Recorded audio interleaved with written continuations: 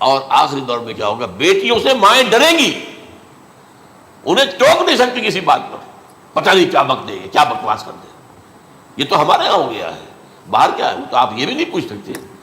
آپ کی 13 برس کی لڑکی آئی ہے رات کو 1 بجے، نہیں پوچھ سکتے کہاں رہی ہو، یہ رات کہاں گزاری، پوچھ ہی نہیں سکتے، یہ پوچھنا بھی جرم ہے۔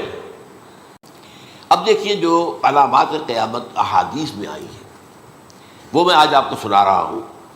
ان کو 2 حصوں میں تقسیم کیا جاتا ہے، علامات صغریٰ، علامات کبریٰ۔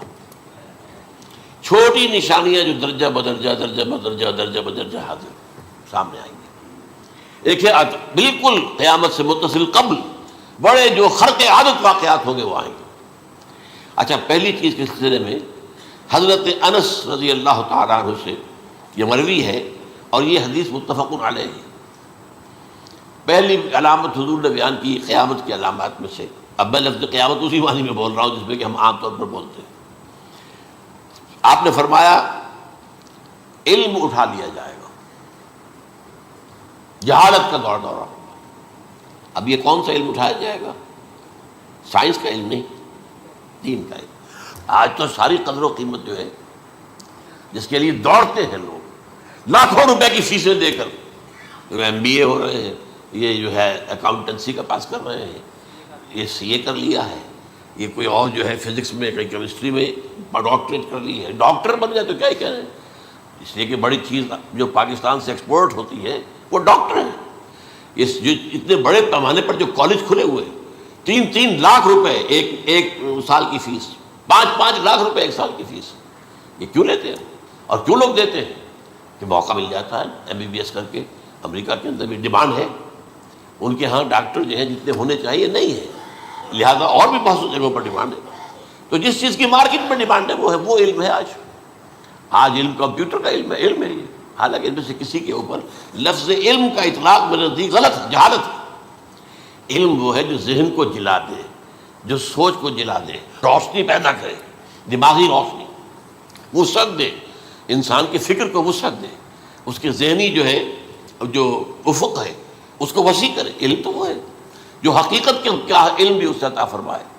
قرآن ہے، حدیث ہے، باقی اور چیزیں جو اس سلسلے میں آ سکتی ہیں وہ ہے کہ جو قرآن اور حدیث کی سمجھنے میں مومن ہوں اور زیادہ جو ہے اس کے فہم کو آسان کر۔ لیکن یہ کہ فرمایا علم اٹھا لیا جائے گا، جہالت کو فروغ ہوگا، ظاہر بات ہے ایک ہی بات ہوئی ہے۔ دوسرے نمبر پہ یہ کہ جہالت کو فروغ ہوگا۔ نمبر 3 زنا کثرت سے ہوگا۔ نمبر 4 شراب نوشی عام ہو جائے گی۔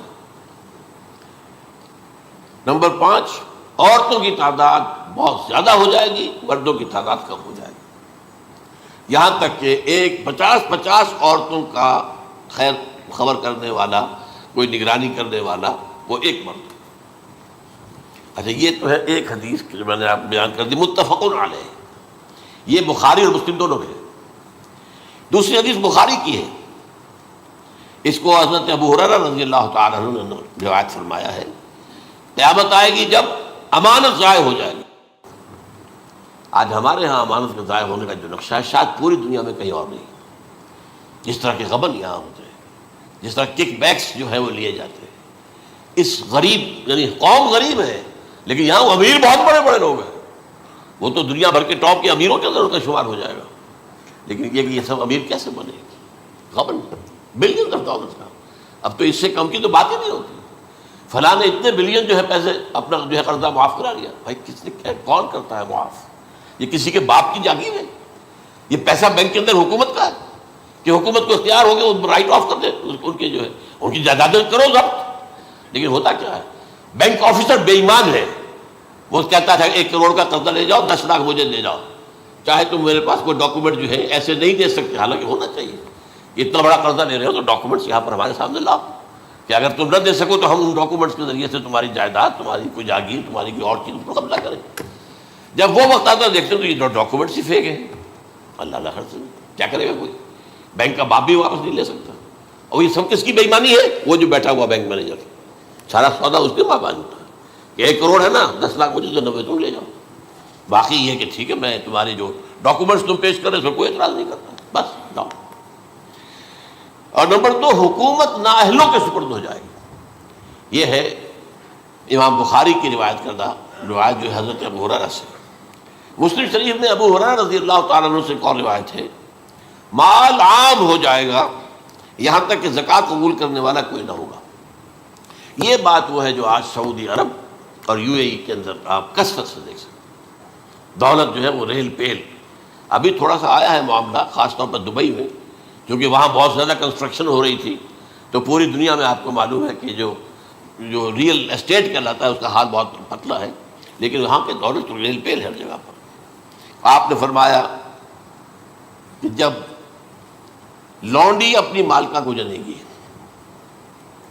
اور تم دیکھو گے کہ ننگے بدن ننگے پیر بھوکے ننگے بھیڑوں اور بکریوں کو چلانے والے اونچی سے اونچی عمارتیں بنانے میں ایک دوسرے کا مقابلہ کریں گے۔ اذا تلد الامۃ ربتها، کیا بات ہے، یہ خاص الفاظ کیوں کہے گئے؟ اولاد والدین کے سامنے دب کر رہتی تھی، کبھی سینہ تان کر بات نہیں کرتے تھے۔ ٹھیک ہے، کوئی بات آپ مان نہیں سکتے، ابا جان یہ بات تو میں نہیں کر سکتا، یا فرض کیجئے کہ وہ آپ کو کسی نیکی سے روک رہے ہیں، کسی دینی کام سے روک رہے ہیں، ابا جان یہ تو میں نہیں کروں گا، یہ تو دین کا فرض ہے، یہ کہیں آپ اور ڈٹ کر کہیں اور جمیں اس پر، لیکن یہ کہ کوئی سرکشی کا انداز نہ ہو، ایسا نہ ہو کہ اپنے جناب سیدھے کو تان کر کے کھڑے ہو جائے، میں نہیں کروں گا، یہ نہیں، یہ غلط ہو جائے۔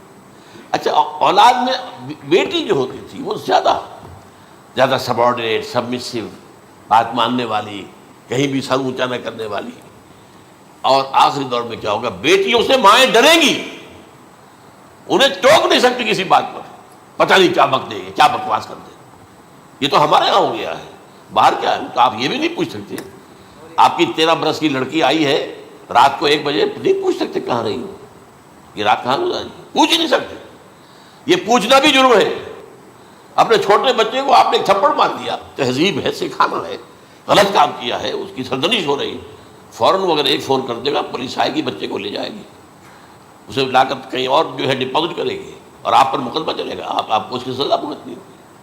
ظاہر بات ہے کہ پھر وہاں سرکشی کا کیا عالم ہوگا، پھر اولاد کہاں سر جھکائے گی، کس درجے میں جھکائے گی، اس کی تربیت عثمانی میں ہوئی نہیں۔ تو ان تلد الامۃ ربتها، گویا کہ ماں بیٹی کے نزدیک ماں جو ہے وہ ایسی ہو جائے گی جیسے لونڈی، گویا کہ لونڈی نے ایک اپنی مالکہ کو جنم دیا ہے، بیٹی مالکہ بن جائے گی اور ماں جو ہے لونڈی بن جائے گی، اور دولت کی ریل پیل کا ابھرتا دکان، یہ جو بھوکے ننگے اور مفلس، کیا حال تھا 100 برس پہلے، انہیں کھانے کو کچھ نہیں ملتا تھا، یہ مشرقی ساحل پر تھے، یہ سوائے یہ کہ مچھلیاں پکڑ لی، اللہ خیر اللہ وہ کھا لی، یا کہیں ان کو بیچ دیا، کو بنڈی لگ گئی، بنڈی لگ جاتی تھی وہاں، اور کیا تھا۔ اور مغربی ساحل پہ کیا ہوتا تھا، ساری ان کی معیشت حج کے گرد گھومتی تھی، حاجی آئے ہیں، خریداریاں کر رہے ہیں، اب آپ کو معلوم ہے پوری دنیا سے مال پہلے بھی پہنچتا تھا وہاں، آپ کو جو ہے ہر ملک کے ہر کونے کا پھل وہاں مل جائے گا آج بھی۔ اور وہاں پر یہ ہے کہ سب سے بڑی بدوؤں کے لیے سب سے بڑی بات کیا تھی، قربانی کا گوشت، اسے وہ سکھاتے تھے، سخت چمڑے کر کے کھاتے تھے، یہ ان کا حل تھا۔ آج جا کر دیکھیے نئے شہر بن رہے ہیں، امریکنز کو کانٹریکٹ دیے جا رہے ہیں، بالکل ماڈرن شہر بنا دو، ایک ایبسلیوٹلی ماڈرن شہر جو ہے وہ جو مشرقی ساحل کے اوپر جو پہلے سے آرام کو سٹی ہے، امریکن سٹی ہو، اس کے اندر کوئی سعودی بھی داخل نہیں ہو سکتا سوائے جس کے پاس اس سٹی کی طرف سے لائسنس نہ ہو، اور اس کی 4 دیواری کے اندر، 4 دیواری کیا فصیل کے اندر کہیے، جو چاہو کرو، کوئی تم پر پابندی نہیں، ننگے نہاؤ، تالاب ہے نہا رہے، ننگی عورتیں ننگی مرد نہا رہے، کوئی پوچھنے والا۔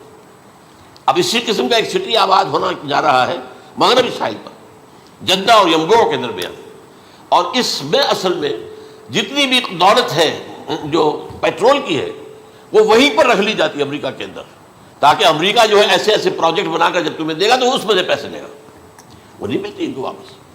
بہرحال یہ تو ایک میں نے ایک جگہ آپ سے ذکر بھی کیا تھا، دی کنفیشنز آف این اکنامک ہٹ مین، وہ کنفیشنز کی بات جو ہے اگر آپ میں سے کسی کو دلچسپی ہو تو اسے پڑھ لیتے کہ کس طریقے سے 1973 کے آئل امبارگو کے بعد جو شاہ فیصل شہید کے زمانے میں ہوا تھا، پھر جس طریقے سے امریکہ نے ان تمام ممالک کو جکڑ لیا ہے، اس کا پورا جو پروسیس کیا تھا وہ سامنے آتا ہے۔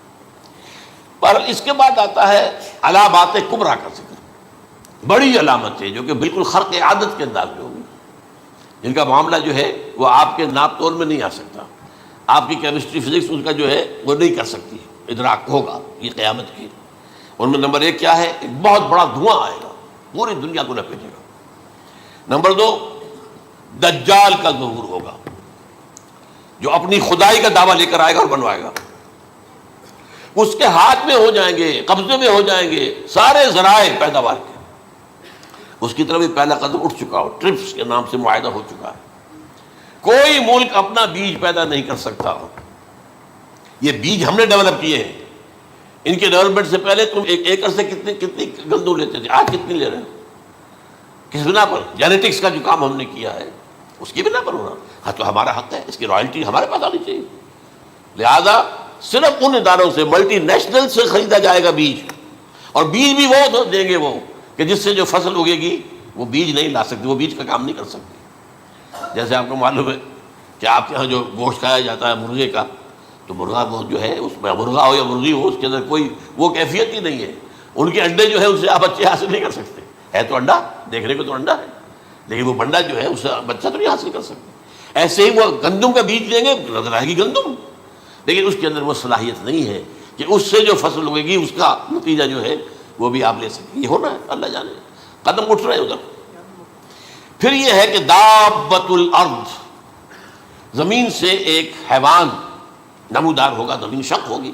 ابھی میں کہہ رہا ہوں خرق عادت ہے، یہ چیزیں وہ نہیں ہیں جو ہماری کسی حساب کتاب میں جو باتیں پہلے آئی ہیں وہ تو حساب کتاب میں آ رہی ہیں، ساری سمجھ میں آ رہی ہیں، ساری چیزیں مشاہدہ ان کا ہو رہا ہے۔ لیکن یہ ہے کہ دابۃ الارض، یہ کہتے ہیں کہ کوہ صفا، اس میں تو نہیں ہے حدیث میں، کوہ صفا پھٹے گا اور اس میں سے ایک حیوان دابہ وہ ظاہر ہوگا، تو اسی لیے فرمایا ہے وَإِذَا وَقَعَ الْقَوْلُ عَلَيْهِمْ أَخْرَجْنَا لَهُمْ دَابَّةً مِّنَ الْأَرْضِ تُكَلِّمُهُمْ، تو ہم اندر سے پیٹ کے چیر کر زمین کے پیٹ کو ایک حیوان کو برآمد کریں گے جو انسانوں سے بات کرے گا، گفتگو کرے گا۔ نمبر 4، طلوع الشمس من المغرب، یہ بھی خرق عادت، سورج تو طلوع ہوتا ہے مشرق سے، غروب ہوتا ہے مغرب میں، لیکن اس وقت معاملہ الٹا ہو جائے گا۔ یعنی جو کائنات کے اندر جو گڑبڑ ہوگی کچھ سمجھ میں بات آتی ہے کہ یہ معاملہ جو ہے، یہ تو اس پورے سولر سسٹم کو اگر بدل دیتے ہیں تو مشرق مغرب ہو جانا، مغرب مشرق ہو جانا، سمجھ میں آنے والی بات ہے۔ اس کے بعد ہے عیسیٰ ابن مریم کا نزول، جس کے بارے میں آج میں نے گفتگو کی ہے تفصیل سے۔ یہ نزول ہونا ہے، یہ علامات قیامت میں سے حضور نے بیان فرمایا ہے، اور قرآن مجید کی جو اصطلاحات ہیں اس کے حوالے سے میں نص قطعی جو ہے وہ میں آپ کے سامنے رکھ چکا ہوں۔ پھر یاجوج ماجوج کا ایک معاملہ ہے، یہ میں ابھی اس وقت زیادہ اس پر بات نہیں کر سکتا۔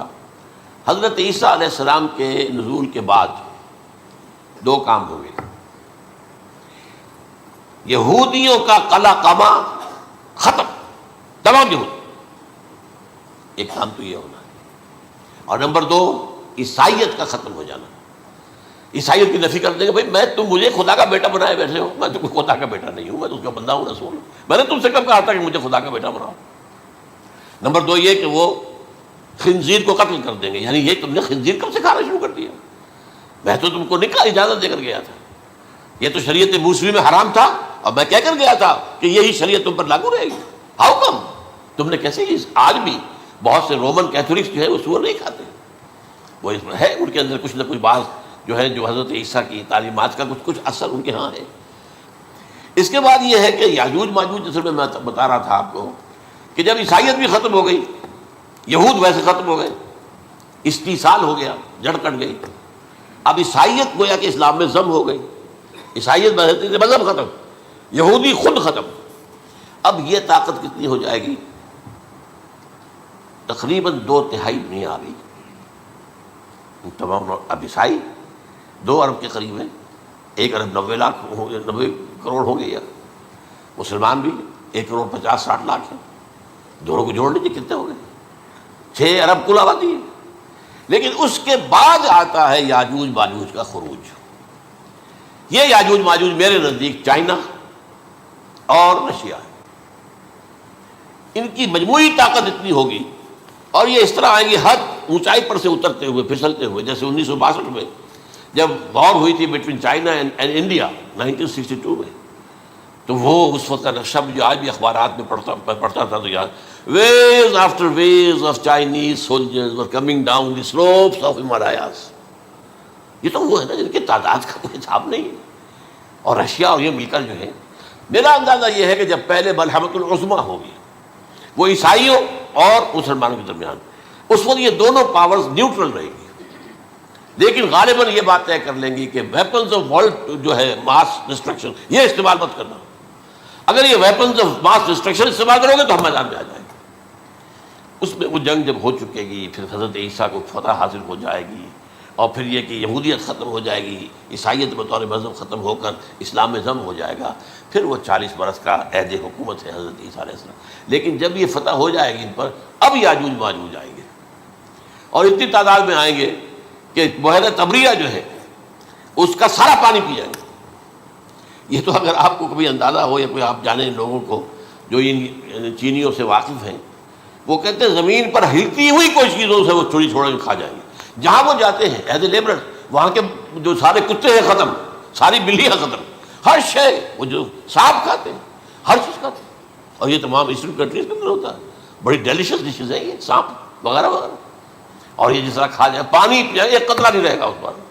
تو پھر جو ہے اللہ تعالیٰ اس وقت جو ہے اس میں ایک ایسی بیماری پیدا کرے گا، یہ سب مر جائیں گے. یہ معجزے سے ہوگا. یعنی ان کے اوپر فتح جو ہے وہ عام لڑائی کے ذریعے سے نہیں ہوگی، بلکہ اس کے اوپر فتح جو ہوگی وہ اللہ تعالیٰ سے بوجھ، ایک بیماری پیدا ہوگی، سب مر جائیں گے.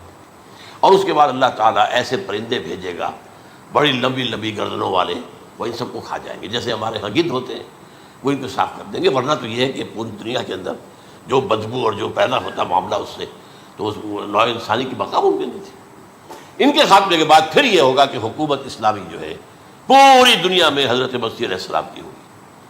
45 برس وہ رہیں گے. اسی میں وہ کہلن بھی آ جائے گا، وہ فی المہد و کہلن جو میں نے شروع میں بیان کیا تھا. اسی میں پھر یہ ہے کہ وہ شادی بھی کریں گے، ان کی اولاد بھی ہوگی، اور پھر ان کا انتقال ہوگا تو حضرت حضور صلی اللہ علیہ وسلم کے حجرے میں، وہیں پر جہاں حضور اور ابو بکر اور عمر رضی اللہ تعالیٰ عنہم دفن، وہیں پہ ان کو دفن کیا جائے گا. اور قیامت کے دن حضور فرماتے ہیں کہ میں اور یہ تینوں ساتھ نکلیں گے. تو یہ ہے والات و واقعات. بہرحال اس میں یہ ہے کہ یہ نوٹ کر لیجئے کہ جہاں تک ہمارے ہاں آج کل کا معاملہ ہے، میرے نزدیک میں یہ کہنے پر مجبور ہوں، جو رفع و نزول مسیح کو نہیں مانتا وہ کم سے کم منکر حدیث ضرور ہے. میں اس سے کم کا فتویٰ نہیں دے سکتا. اب یہ ہے کہ جو لوگ مہدی کو نہیں مانتے ان کا معاملہ میں مختلف سمجھتا ہوں. چند منٹ لے رہا ہوں آپ کے اور، اس لیے کہ ان کی حدیثیں صحیحین میں نہیں ہیں، بخاری مسلم میں نہیں. اور یہ کہ بہرحال ان کا معاملہ جو ہے وہ ایسا نہیں ہے حضرت عیسیٰ کا. حضرت عیسیٰ کے آنے کا جو کچھ ہوگا وہ تو میں نے آپ کے سامنے بیان کر دیا. لیکن یہ ہے کہ حضرت مہدی ہمارے نزدیک اس میں خلق عادت کوئی ہے ہی نہیں. جیسے ہر صدی کے مجدد ہوتے ہیں، آخری صدی کے مجدد وہ ہوں گے، اور میرے نزدیک یہی آخری صدی ہے، اور اسی میں حضرت مہدی کا ظہور ہو جانا. سعودی عرب میں کوئی خانہ جنگی ہوگی کسی بادشاہ کے انتقال پر، اور پھر اس وقت یہ ظاہر ہوں گے. اس وقت ملک کے حالات کو سنبھالنے کے لیے لوگ ان کو زبردستی نکالیں گے، چھپے ہوئے ہوں گے ایک گھر میں. یہ حضرت ام سلمہ رضی اللہ تعالیٰ عنہ کی روایت ہے کہ ایک بادشاہ کے انتقال پر یہ خانہ جنگی ہو جائے گی، اور ایک شخص مدینے سے بھاگ کر مکے میں چھپ جائے گا. یہ تو ہے ان کے الفاظ، میں توجیہ کر رہا ہوں. یہ لوگ ان کی طرف دیکھ رہے ہوں گے کہ یہ جو وقت آیا ہے فتنے کا ہماری قوم پر، ہمارے ملک پر، تو ان کی شخصیت ایسی ہے کہ یہ بیچ میں آئیں، صلح صفائی کرائیں، اور وہ جو ہے اس ذمہ داری سے بچ کر بھاگیں گے اور جا کر مکے میں چھپ جائیں گے. پھر لوگ انہیں تلاش کر کے نکالیں گے اور زبردستی ان کے ہاتھ میں بیعت کریں گے، ورنہ وہ اتنے بڑے منصب کو. اور پھر یہ بھی ہے، ایک حدیث میں آتا ہے یصلحوا فی لیلۃ واحدہ، ایک رات میں ان کی مکمل اصلاح کر دیں گے. یعنی اگر کوئی تھوڑا بہت نقص اور عیب ہوا بھی، کوئی کمی کوتاہی ہوئی بھی، تو اللہ تعالیٰ ایک رات میں اصلاح کروا دیں. لیکن ہمارے نزدیک اس کے اندر کوئی خرق عادت ہے ہی نہیں. البتہ جو کہتے ہیں اہل تشیع، وہ خرق عادت ہے کہ ان کے 12ویں امام جو ہے وہ بچپن ہی کے اندر اس خوف سے کہ جو بنو عباس بادشاہ ہیں وہ ان کو قتل کر دیں گے، تو وہ ایک غار میں چھپا لیے گئے. اب وہ 1200 برس سے اس غار کے اندر چھپے ہوئے ہیں، اور اس کے بعد وہ ظاہر ہوگی، وہ امام مہدی ہوں گے. اس میں خرق عادت ہے. لیکن میں یہ کہتا ہوں کہ محض خرق عادت کی بنیاد پر ہم اس کی نفی نہیں کریں گے. کیوں؟ کیا ہم یہ نہیں مانتے کہ اصحاب کہف 300 برس تک سوئے رہے؟ یہ کیا عام بات ہے؟ حضرت عزیر علیہ السلام اللہ نے انہیں موت دی، موت، اور 100 برس کے بعد زندہ کر کے اٹھا لیا۔ تو خرق عادت حضرت عیسیٰ کو ہم اتنا بڑا خرق عادت مانتے ہیں کہ اٹھا کر آسمان پر، تیسرے آسمان کے اوپر ہے، موجود ہے، ابھی ہے۔ شب معراج میں تیسرے آسمان پر حضور کی ملاقات ان سے ہوئی۔ تو یہ خرق عادت کی بنیاد پر نفی نہیں ہم کہتے، ہو سکتا ہے، لیکن یہ کہ اس کے لیے ہمارے پاس کوئی دلیل نہیں، کوئی احادیث نہیں، کچھ نہیں، اس لیے ہم اس کو نہیں مانتے۔ البتہ خود وجود جو ہے حضرت مہدی کا وہ کوئی عجیب بات نہیں ہے، وہ تو جیسے پہلے بھی آئے ہیں ہمارے مجددین، ایسے مجدد ہوں گے اور دین کو تازہ کر دیں گے۔ ایک صحیح اسلامی ریاست جو ہے وہ عرب میں قائم ہو جائے گی دوبارہ۔ حضور نے فرمایا وہ عدل اور انصاف سے عرب کو اسی طرح بھر دے گا جیسے کہ وہ اس سے پہلے ظلم اور جور اور زیادتیوں کے سے بھری ہوئی ہوگی۔ تو یہ کام ہوگا، یہ تو مجدد کا کام ہوتا ہی ہے اس حوالے سے۔ لیکن بہرحال میں نے پھر بھی کہا کہ اگر احادیث کی کمزوری کی وجہ سے کہ صحیح عین میں نہیں ہے، اگر کوئی شخص انکار کرے تو مجھے کوئی اعتراض نہیں ہے، ٹھیک ہے،